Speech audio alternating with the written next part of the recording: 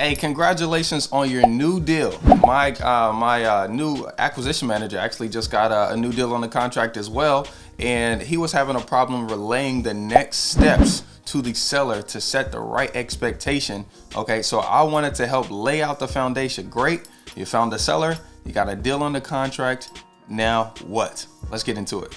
Hey, great day, guys. My name is Sawan Belcher. This is me taking action on Instagram, and I'm a full-time real estate investor. We just locked up 2 office buildings, a single family, and 2 other single families that were all buying and keeping this past week. And I just wanted to share a little bit of what happens next after you got the deal on the contract. Now, I know real estate investing can seem very, very, very busy. There's a lot of different moving pieces, and I always tell people to do one step at a time. So the first step is to start your marketing and to get sellers raising their hand saying that they would consider selling. The next is to actually have the qualifying phone call where you do a needs analysis to figure out, if this house is right for you, why they want to sell, and to gather information you can use in your negotiation. And once you get it under contract, we prefer to use DocuSign and have them sign it right there on the phone. Once you get it under contract, then your timeline starts, okay? Now, most of the time I'm contracting my deals for 30 days or less. Now, if you're using my contract, it has certain clauses that gives us a little extra time just in case we need it, like 45 days after clear title, like buyer's rights, and also like partners inspection and authorization. So with those 3 clauses, technically I have more time, but just to make sure we keep a good word with the seller, we want to perform within that 30-day period of time. So you get it under contract. The next thing we want to do is just let the seller know, hey man, great, I'm gonna get this over to my attorney. He's gonna pull the any liens or judgments. Just simply do a title search to make sure everything's clear. That might take a couple weeks for us to get on his schedule after he does those things. And while he's doing that, I want to do my first physical walkthrough of the property. If the property is vacant, get the key from him, okay? Meet him there, get the key from him, and put a lockbox on it, okay? Now, if he says, hey, the front door is open, me personally, I like to buy my own set of locks, put it on the house. So that way between now and closing, we don't get any squatters or anybody just kind of moving in and making a home, while we're about to, buy this house or while we're about to sell this house to one of our partners. So I like to go ahead and put locks on it.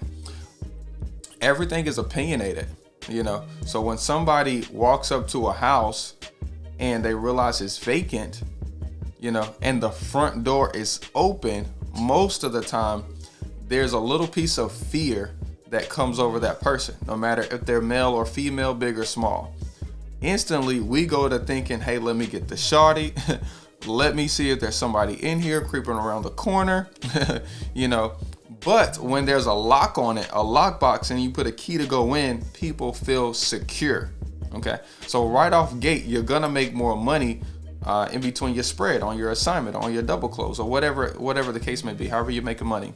The seller, I go ahead and let him know that as well, because if there's not a key on it, he's gonna take me seriously and say, hey man, I'm gonna go ahead and just change the locks on it and make sure nobody moves in until closing day. Okay, because that would hold up closing if there's somebody in it and it's supposed to be vacant. Next, I typically get about 75 pictures: ceiling, floor, HVAC, electrical panel, crawl space, attic space, the outdoor garage that's super old, any landscaping. I make sure I have as many pictures as possible because I'm not trying to go out there several different times. Okay, if I'm assigning the contract, I don't want my buyer to have to go out there if he doesn't want to go. I prefer that people buy off of my pictures, buy off of the property card, and not really disturb the property. Okay, and people will do that. Let me help you understand. When they go buy properties at the auction, they can't see it. Okay, when they buy properties online, they can't see it. So why not run your operation, your wholesaling company, the same way the government does, and have your buyers not see it? I love that. Now, if they can see it, it's a benefit, but if they can't, oh well, put your offer in. Let's go. It's time to do a deal. I want to confirm with the attorney, any problems that come up. So yesterday we actually got an email from the attorney and one judgment popped up, and I said, hey, what's the judgment for? Now, this judgment might be solved at closing with the purchase price. I'm not saying that it won't be, but I do a reduction on every seller. Okay, I do a reduction on every seller. And why do I do a reduction on every seller? Because I can. Okay, it is much harder to get a new deal than it is to increase your spread $1,000 on the deal that you already have. Okay, so I'm always thinking about maximizing my potential. Okay, now if there's tenants in it, get the lease from him, very important. Okay, because you want to verify if that's a year lease, a month-to-month lease, if there's not even a lease, what their name is. Because if you have to get that person out, you're going to need their name for sure. Okay, it's best that you have their driver's license for sure. And you're gonna need some kind of lease. Okay, once you got the lease, whether he has the phone number or not, go meet them. Okay, so on Saturday for the one of the single families that is got on a contract, we're gonna go meet the tenants. Now I know they haven't been paying. I'm gonna set the standard and let them know that I'm a landlord who cares. What are you looking to do? Okay, I don't care about what happened in the past. Let's talk about right now. I'm gonna fix up the roof. I'm gonna do a couple things on the inside, but the rent's going up to $900. Do you want to stay or not? And I'll judge the temperament of their conversation, so I can either relay that to my buyer and say, hey, you don't want this lady, you know what I'm saying? Or this lady's gonna be okay. I think she just wasn't paying because of everything that was going on with the house. But I like to meet the tenants, get their phone number. I don't even want to talk to the seller whenever I have to go over there. You want to be able to go direct to the tenant to find out, hey, are you available on Saturday so I can walk my partners through? Hey, Miss Tenant, I'm gonna come over there and check out the house real quick. You want to go ahead and create that relationship with them and not have to go through the seller to do that, because that's just going to cause a whole lot of something. You don't want that. Okay. He's already, the seller is already fed up with the tenant.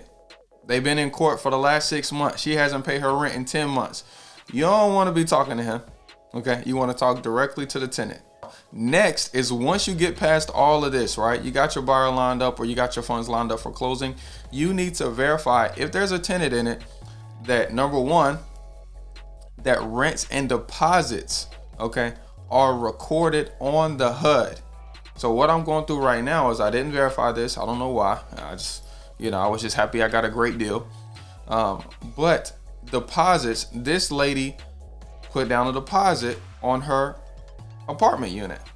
Deposits are refundable, $625. So when you go to buy this property and she moves out after the sale, you have to give her $625. Now, if the deposit is on the HUD, then amen. Your property manager is going to be able to get the $625, or you're going to be able to get the $625 to give back to her. But if not, essentially that's you paying more for the property.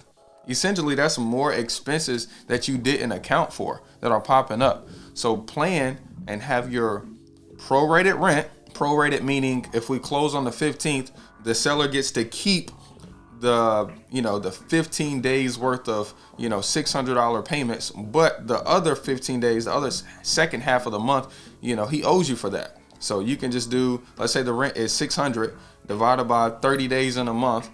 That's how much per day he has to put on the HUD to give back to you at closing. Okay.